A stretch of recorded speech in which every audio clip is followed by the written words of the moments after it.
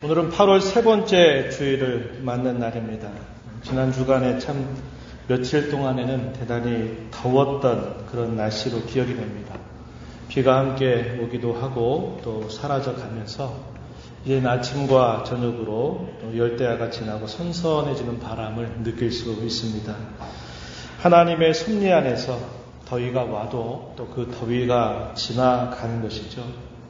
이 또한 지나간다. 이런 말 우리가 많이 사용하는 말인데요. 날씨와 계절이 그러하듯이 저와 여러분이 살아가는 인생 가운데서 겪는 수많은 크고 작은 일들, 사건들도 역시 지나가게 된다고 하는 겁니다. 우리의 삶에 다가오는 많은 일들, 사건들도 때가 되면 하나님께서 다 지나가도록 그의 섭리 가운데 이끌어 주시는 겁니다. 오늘 우리가 시편 제18편 말씀의 앞부분을 함께 읽었습니다. 우리가 읽은 시편 제18편은 그 내용을 쭉 보면 감사시라고 분류할 수 있는 내용입니다. 뒷부분에 가서 보게 되면 그가 왕으로서 또 왕권을 노래하는 그런 내용도 있기 때문에 이것을 두고 제왕시적인 성격도 있다 이렇게 분류합니다. 이 시의 내용은 하나님께서 지난날 다윗 자신에게 베풀어 주시는 귀한 은혜를 감사하고 찬송하는 시입니다. 그가 기록한 많은 시편들 가운데서도 이 18편은 단연 으뜸 가는 시로 여길 수 있을 만큼 귀한 내용들을 우리에게 교훈해 주고 있습니다. 비교적 이 내용은 길게 기록이 되어 있어서 1절부터 50절까지 길게 기록이 되어 있습니다. 이 긴 내용들을 하나의 구절로 만약에 요약해 보라. 이렇게 누가 묻는다면 저는 1절을 꼽을 것입니다. 나의 힘이신 여호와여 내가 주를 사랑하나이다 라고 하는 표현입니다. 그 중에서도 한마디를 만약에 꼽으라 말한다면 사랑하나이다 라고 하는 표현입니다. 그래서 오늘 설교의 제목을 주를 사랑하나이다 라는 제목으로 정했습니다. 함께 말씀을 나누면서 저와 여러분 자신도 늘 하나님을 향해서 이러한 진실한 고백을 하나님 앞에 드리며 살게 되기를 축복합니다. 오늘 우리가 이 시편을 살펴보면서 먼저 표제에 있는 그 내용들을 주목해 보려고 합니다. 표제라고 하는 것은 그 시가 기록되기 전에 먼저 제목이 붙어있는 부분을 말합니다. 여러분 성경 우리가 읽은 18편 앞부분에 보게 되면 표제가 비교적 길게 표현이 되어 있죠. 그 가운데서 처음 소개되고 있는 하나의 말이 뭐냐면 여호와의 종 다윗의 시 이렇게 표제가 되어 있습니다. 다윗은 자기 자신을 두고 여호와의 종이라고 표현합니다. 자신이 하나님께로부터 받은 직분, 왕이라고 하는 그의 직분들을 나타낼 때에도 그는 여호와의 종이다 이렇게 표현할 수 있겠지만 그뿐만 아니라 그가 실제적으로 하나님 앞에 자기 자신은 여호와의 종이다 라고 고백하는 내용이기도 합니다. 즉 자기 자신이 살아왔던 지난날의 모든 삶 그리고 자기 자신이 지난 날들 동안 이루었던 모든 업적들 그것들은 다 여호와의 종으로 다 한 일임을 그가 분명히 밝히고 있습니다. 이러한 그의 표현 속에는 그의 신앙이 대단히 완숙한 정도의 신앙의 단계에 이르렀다는 것을 우리에게 잘 보여주고 있습니다. 계속되는 표현들을 보시면 또 뭐라고 말하냐면 여호와께서 다윗을 그 모든 원수들의 손에서와 사울의 손에서 건져 주신 날에 다윗이 이 노래의 말로 여호와께 아뢰어 이르되 이렇게 표현되어 있죠. 그 내용은 뭐냐면 이 시를 기록하게 된 때가 언제인가 하는 것을 알려주고 있습니다. 다윗을 그 모든 원수들의 손에서 건져 주신 때 또 하나 첨부하기를 사울의 손에서 건져 주신 날 그가 이렇게 지어서 하나님 앞에 찬송을 드렸다, 노래했다 이렇게 표현하고 있는 겁니다. 이 표현들을 보게 되면 특별히 사울의 손에서 벗어났다라고 하는 이 표현을 보게 되면 사울 왕이 마침내 다윗을 괴롭히더니 그가 죽었던 때에 잘됐다 하고 부른 내용이겠구나 이렇게 우리가 생각할 수 있는데 실제적으로는 그것이 아니다는 겁니다. 어떤 하나의 사건을 계기로 해서 기록한 시가 아니고 이것은 그 함께 주어지는 표현들을 볼 때에 이것은 다윗이 지나왔던 모든 자신의 삶을 되돌아보면서 하나님 앞에 고백하고 있는 이런 감사 찬송의 내용임을 우리가 알게 된다고 하는 겁니다. 모든 원수들의 손에서 건져주신 때라고 이렇게 말하고 있죠. 이 내용은 이 시편 18편에 처음 등장하는 것이 아니라 이 시편 18편에 등장하기 전에 사무엘하 22장에 보게 되면 다윗이 하나님 앞에 지어 부렀던 찬양이었다는 것을 우리에게 알려주고 있습니다. 사무엘하 22장의 내용과 거의 내용이 다르지 않습니다. 거의 같은 내용들을 표현하는 겁니다. 그런데 이 사무엘하 22장의 내용은 그가 언제 기록한 것이냐면 그가 단순히 사울의 손에서 벗어났던 때를 말하는 게 아니라 그가 오랜 세월 동안 통치를 하고 통치의 말년에 이르렀을 때 그가 하나님 앞에 이 시를 지었다는 것을 알려주고 있다는 겁니다.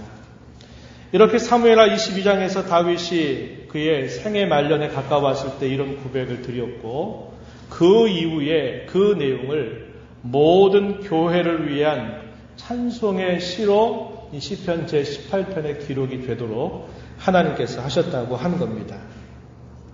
이때는 언제입니까? 다윗이 평안을 누렸던 때입니다. 안식을 누렸던 때예요.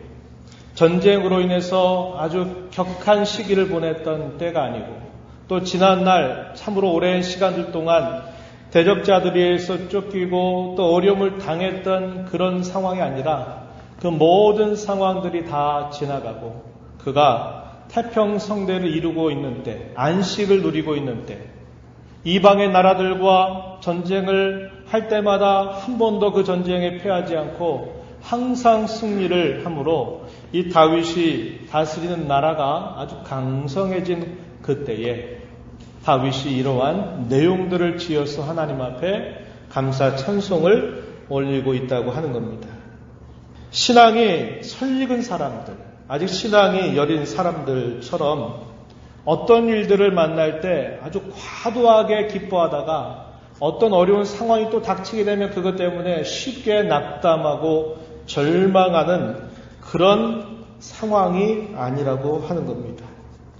금방 끌어올랐다가 금방 식어버리는 냄비 같은 그런 신앙의 모습을 가지고 있는 때가 아니라 그의 신앙이 아주 완숙한 상태에 있을 때에 그가 이러한 내용들을 되돌아보면서 하나님 앞에 찬송하고 있는 내용이 되는 겁니다.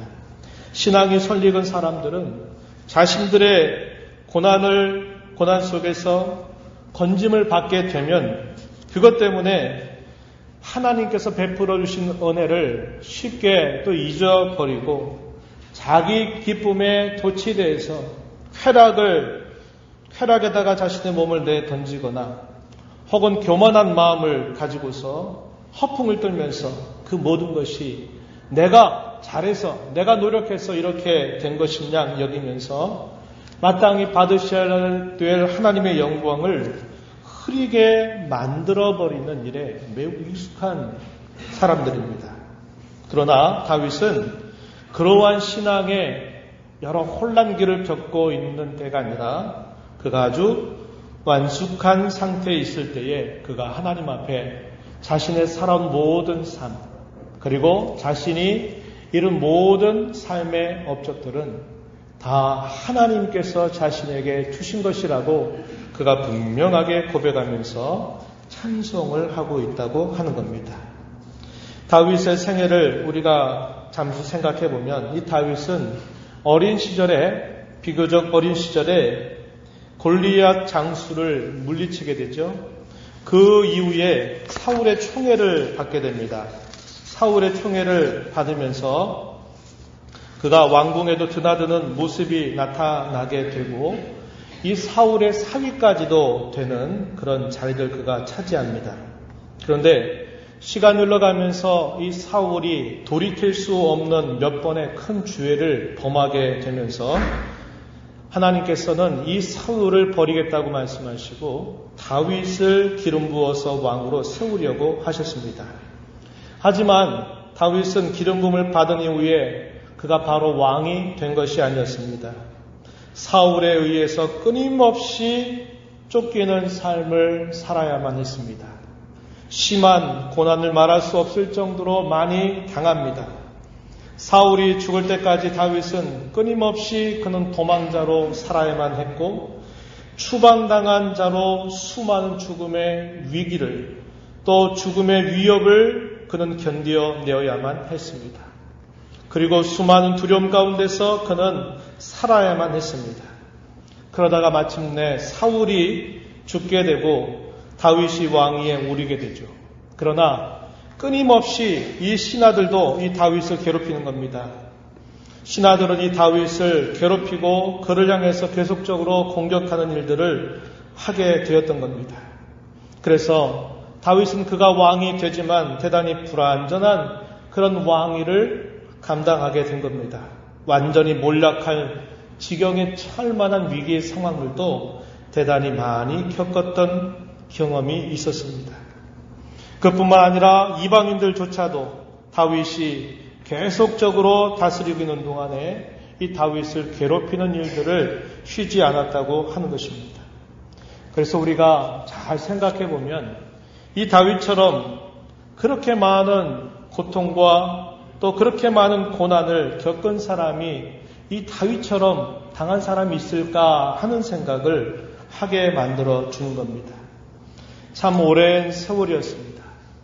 우리가 잘 아는 욥이라고 하는 인물도 그가 말할 수 없는 극심한 고통을 당하게 되지만 그가 당하는 그 고통의 시간들은 아주 갑작스럽게 그리고 아주 다양하게 일어난 그런 어려움이었습니다. 그런데 그 고난을 당했던 그 시기들은 비교적 긴 시간들이 아니었어요. 그러나 다윗의 경우는 참으로 그의 삶 전체를 돌아볼 때 수많은 그런 연단과 고난의 시간들을 겪었다고 하는 것입니다. 그래서 과연 그보다 더 많은 시련과 연단을 그토록 오랫동안 그것도 가장 가까워야 될 사람으로부터 그런 고난을 당한 사람이 있을까 싶을 정도로 그는 많은 이런 시련과 연단을 받은 사람입니다. 다윗은 본 시에서 자신이 지나온 수많은 세월들을 되돌아보면서 하나님께서 그의 능력으로 자신을 끊임없이 도와주시지 않았더라면 그 모든 시련과 그 모든 고통을 이겨낼 수 없었다는 것을 그는 고백하면서 그 모든 공을 다 하나님께 돌리면서 그 하나님께 감사를 드리고 있는 것입니다. 그는 이 시편을 전체를 노래하면서 가장 먼저 그가 꺼낸 말, 그게 뭡니까? 여호와여 내가 주를 사랑하나이다 라고 하는 말이었습니다. 사무엘하 22장 말씀에 보면요, 이 말은 그 사무엘하 22장에는 나타나 있지 않습니다. 내가 주를 사랑하나이다 라고 하는 표현은 등장하지 않아요. 그 말은 여기 시편 제18편 초두에서 기록이 되고 있다고 하는 겁니다. 여기 사랑한다라고 하는 이 말은 대개에는 어떤 말로 많이 사용이 되는 표현이냐면 하나님께서 자기 백성들을 사랑하신다라고 말할 때 그 하나님의 사랑을 표현하는 말로 많이 사용하고 있는 말입니다. 하지만 여기에서는 그렇게 사용된 것이 아니라 다윗이 하나님을 향해서 나의 힘이신 여호와여 내가 주를 사랑하나이다 이렇게 표현하고 있습니다. 여기서 말하는 이 하나님을 향한 사랑, 이것은 열렬한 사랑을 표현하고 있는 뜻을 우리에게 건네줍니다. 언약적인 의미를 나타내고 있는 사랑한다라고 하는 일반적인 표현이 아니라 깊은 친밀함을 표현할 때 사용하는 그 말을 쓰고 있다고 하는 겁니다. 하나님, 내가 정말 하나님을 사랑합니다. 이렇게 표현하고 있는 말입니다. 하나님을 사랑하는 것, 이것이야말로 참된 신앙에 있어서 가장 중요한 핵심입니다. 하나님을 사랑하는 것이 곧 하나님을 섬기는 가장 최선의 방법이라는 겁니다. 하나님을 사랑한다고 하는 것 안에 하나님 앞에 드리는 찬양과 경배도 있는 것이고, 하나님을 향한 헌신도 있는 것이고, 하나님을 향한 봉사도 있는 것입니다. 가장 중요한 것을 꼽는다면 하나님을 사랑하는 것이다 하는 것이고, 우리가 하나님을 향해서 가는 이 신앙의 가장 좋은 표현은 하나님을 사랑한다라고 말하는 표현이라고 하는 겁니다. 그는 이렇게 하나님을 향해서 그의 사랑을 고백하고 표현합니다. 그가 하나님을 향해서 이렇게 고백하고 사랑하는 그의 표현 속에는 그의 사랑에 걸맞는 그의 모습과 태도가 표현되고 있다는 것을 우리는 주목합니다. 그 모습은 몇 가지 정도로 정리해 볼 수 있겠는데, 첫 번째는 뭐냐? 하나님을 사랑하는 그의 고백에 걸맞는 그의 태도 가운데 첫 번째 우리가 생각하는 것은 그는 항상 하나님을 의지하고 하나님께 기도를 올렸다고 하는 겁니다. 3절 말씀에 가서 보면은 이렇게 말합니다. 내가 찬송 받으실 여호와께 아뢰리니 내 원수들에게서 구원을 얻으리로다. 찬송 받으실 여호와께 아뢰다. 다르게 말하면 하나님을 의지하고 그분께 늘 기도한다라는 것을 표현하고 있는 말입니다. 절박한 필요, 그리고 구원하시는 하나님의 손길을, 이것을 연결시켜 주는 하나의 이 연결점이 있어요. 그게 바로 뭐냐? 기도라고 하는 겁니다. 다윗이 인생 가운데 수많은 어려움을 겪는 그 순간순간들마다 그는 잊지 않고 자신을 능히 도우셔서 구원하시고 이겨나게 하시고 극복하게 하실 그 하나님을 항상 바라볼 때 그는 기도로 그 하나님을 연결시켰던 자세를 가졌습니다. 우리 인생의 절박한 필요, 그리고 구원하신 하나님의 그 권능을 기도는 이것을 연결시켜주는 연결점이 된다고 하는 것입니다. 이 표현을 사용할 때 다윗은 과거형으로 표현하지 않고 현재형으로 표현하고 있습니다. 변치 않는다는 겁니다. 내가 하나님 앞에 나는 기도한다. 그러면 하나님은 그 기도를 들으시고 언제나 내게 구원을 베풀어 주신다. 이 사실은 과거에도 그러했고 지금도 그러하고 앞으로도 그러하다라고 하는 사실을 그는 분명하게 표현하고자 그는 내가 여호와께 아뢰다. 이렇게 표현하고 있다고 하는 겁니다. 기도야말로 실패하지 않는다고 하는 사실을 그는 늘 확신하면서 그가 사랑하는 하나님 앞에 늘 기도로 의지하고 아뢰는 삶을 쉬지 않았다는 거죠. 우리가 읽은 본문 6절 말씀에서도 이렇게 표현했습니다. 내가 환난 중에서 여호와께 아뢰며 나의 하나님께 부르짖었더니 그가 그의 성전에서 내 소리를 들으시며 그의 앞에서 나의 부르짖음이 그의 귀에 들렸도다. 이렇게 표현합니다. 이 말을 좀 더 의미적으로 표현하면 이 말입니다. 내가 환난 중에서 계속해서 여호와께 아뢰었고 내가 계속해서 나의 하나님께 부르짖었고 도움을 위한 나의 외침이 그분 앞에 계속적으로 오게 했다고 하는 것을 나타내고 있는 표현입니다. 우리말 속에는 그 표현들이 나타나 있지 않아요. 계속적으로 나는 하나님 앞에 아뢰었다. 나는 계속적으로 하나님 앞에 부르짖었다. 하나님만이 나의 도움이신 줄 나는 늘 계속해서 하나님 앞에 의지하며 기도했다는 것을 이 표현을 통해서 다윗이 말해주고 있는 겁니다. 기도하는 것, 하나님을 의지하는 것, 하나님을 사랑하는 아주 중요한 모습인 것을 우리는 정리해 볼 수 있다는 겁니다. 두 번째는 하나님의 뜻에 대한 변치 않는 순종이 하나님을 사랑하는 모습으로 나타났다는 것을 그가 알려주고 있습니다. 우리가 읽은 본문 뒤편으로 좀 가서 보면요. 이렇게 표현했습니다. 21절로부터 23절 말씀에 한번 보시기 바랍니다. 다윗이 이렇게 하나님께 고백하고 있는 말인데요.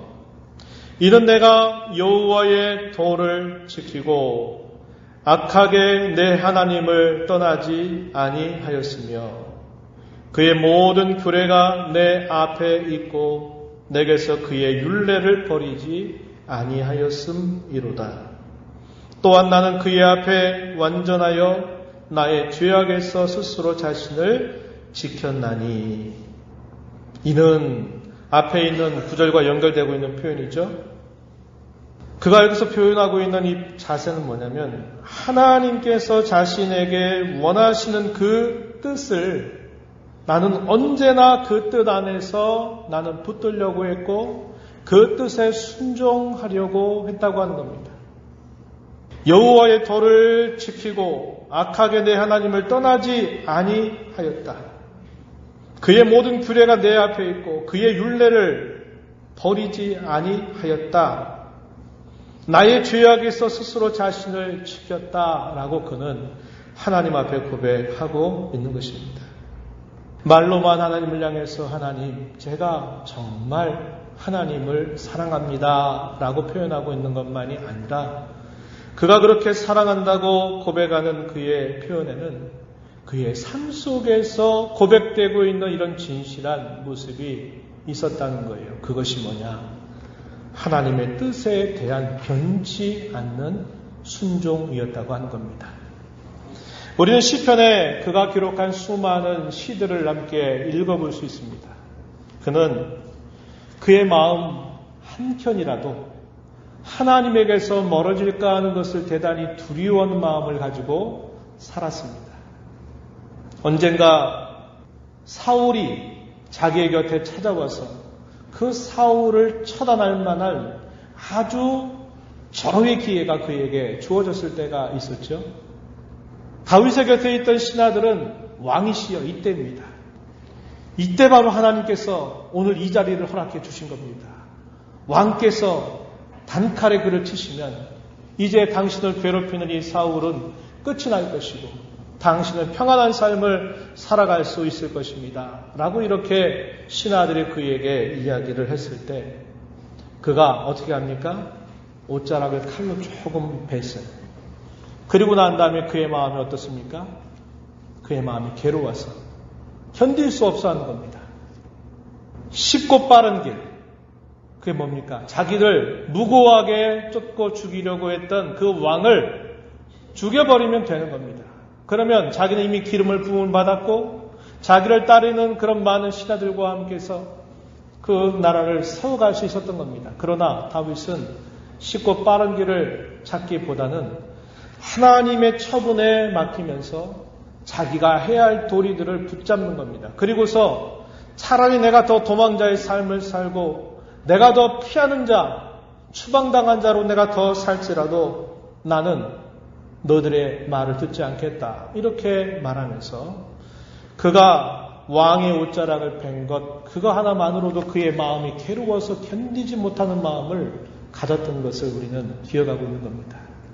그가 기록하고 있는 수많은 시편의 그 많은 말들을 보면 그가 말하는 거나 행동하는 것만이 아니라 마음 자체가 하나님으로부터 외면하거나 떠날까봐 그의 마음이 하나님 향해서 돌아설까봐 항상 그는 두려운 마음을 가지고 그럴 때마다 하나님을 더 찾고 더 부르고 의지하는 삶을 살았던 것입니다.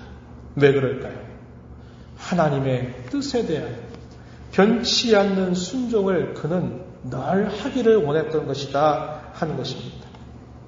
하나님의 뜻이야말로 등불이고 하나님의 뜻이야말로 흑암을 밝히는 빛과 같은 것입니다. 찬송가 가운데서 태산을 넘어 험곡에 가도 445장에 이 가사를 떠올려 봅니다. 1절로부터 3절의 가사가 이렇습니다. 이렇게 표현했어요.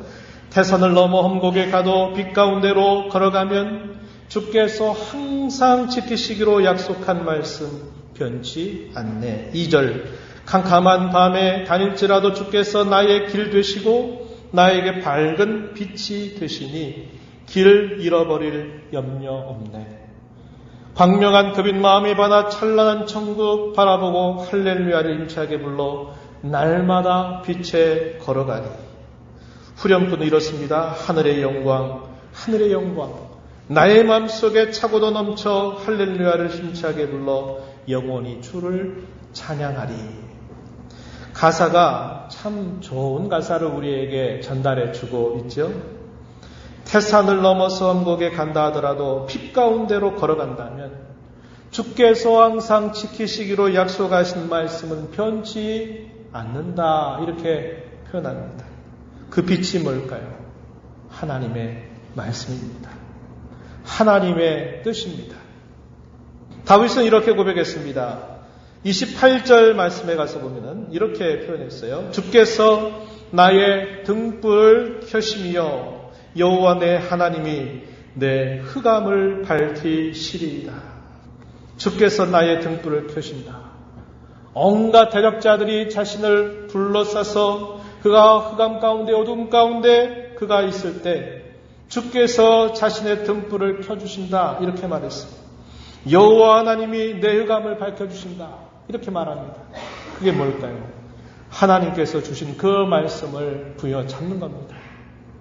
그 부여잡는 그 말씀이 그에게 등불이 되고 흑암을 밝히는 빛이 되었던 것입니다. 시편 115편 105절에 이렇게 말씀합니다. 주의 말씀은 내 발의 등이요 내 길의 빛이니이다. 우리가 걸어가는 우리의 걸음의 등이 되고 우리가 가는 길에 빛이 돼서 우리를 인도하는 것, 그것이 바로 주의 말씀이다 라고 노래합니다.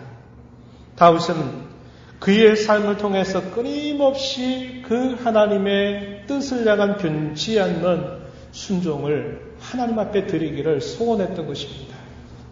그와 같이 하나님은 저와 여러분에게 순종의 사람이 되기를 원하십니다. 하나님의 뜻에 대한 순종, 이것이야말로 하나님을 가장 사랑하는 모습이 되는 것입니다.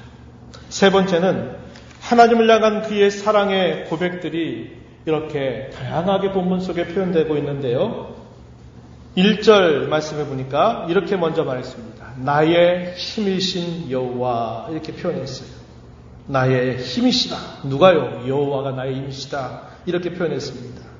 나의 힘이라고 하는 이 표현을 2절에 보게 되면 무려 7가지 정도의 비유적인 말로 구체적으로 표현되고 있어요. 그것은 다윗이 방랑 도피의 생활을 하면서 늘 찾고 의지하고 바라봤던, 그리고 그가 늘 그의 삶 속에 가깝게 경험될 수 있었던 것들을 비유로 표현하고 있는 말입니다. 7가지를 표현했어요. 2절에 보니까 여호와는 나의 반석, 나의 요새, 나를 건지시는 이, 내가 그 안에 피할 나의 바위, 나의 방패, 나의 구원의 뿔, 나의 산성이라고 표현하는 겁니다.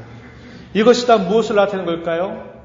자신에게 힘이 되시고 권능이 되신 그 하나님이 자신에게 이렇게 나타나고 있다는 것을 그가 표현하면서 하나님께서 나의 힘이 되신다라고 그는 이렇게 고백을 하고 있는 것입니다.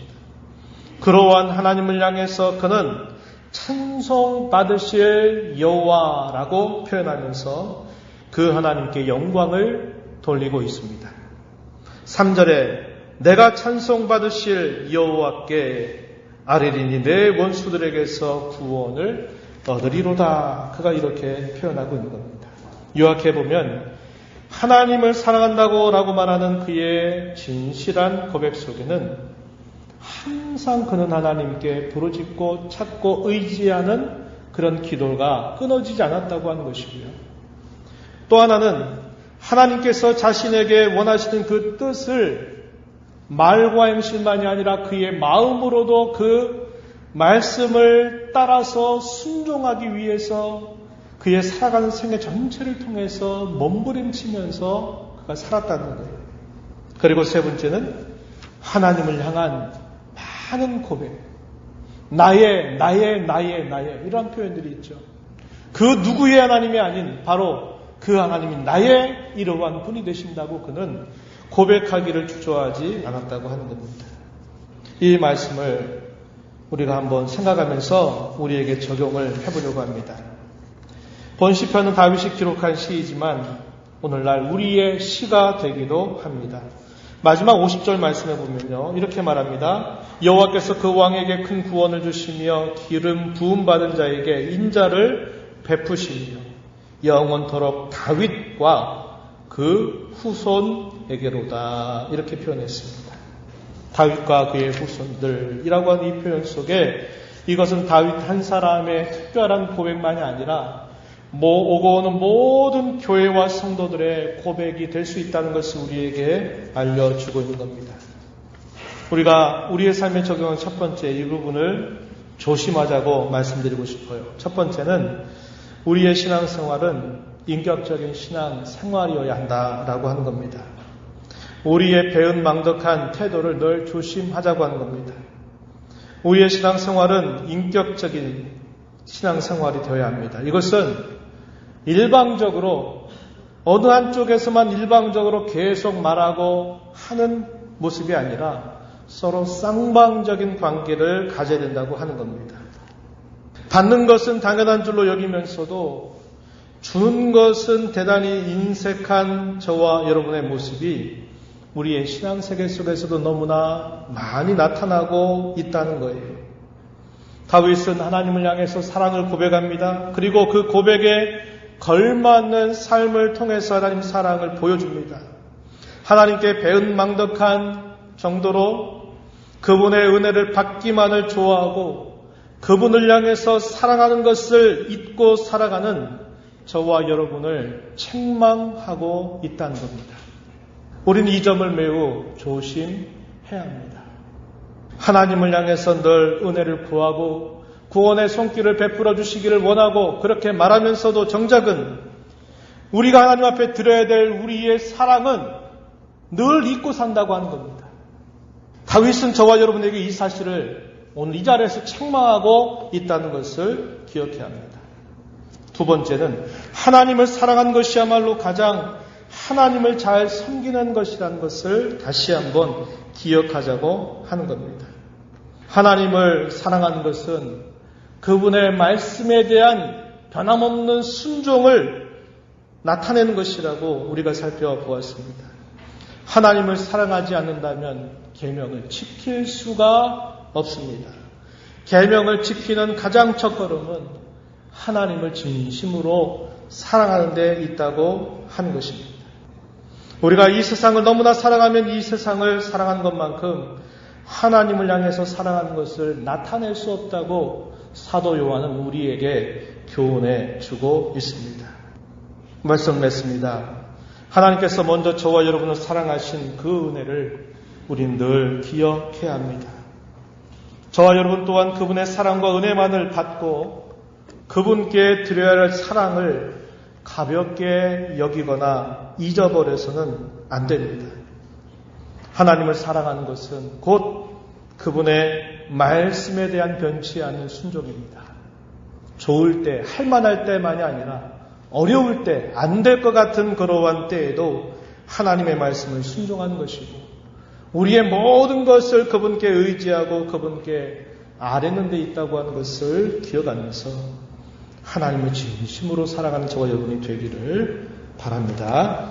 하나님 아버지, 오늘도 주의 말씀을 통하여 다윗이 하나님을 향하여 내가 하나님을 정말 사랑합니다 라고 하는 고백을 올려드립니다. 그의 고백 속에는 언제나 하나님을 의지하고 우려하는 자세와 하나님께서 그에게 말씀하신 그분의 뜻을 변치 않는 마음으로 늘 순종하기를 힘썼던 그의 모습을 보여주었습니다. 저희 또한 하나님께로부터 받은 그 귀한 사랑을 언제나 되새기며 저희의 삶을 통해서 하나님을 진정으로 사랑하는 삶을 살아가도록 저희들을 인도하여 주옵소서. 예수님 이름으로 기도하옵나이다. 아멘.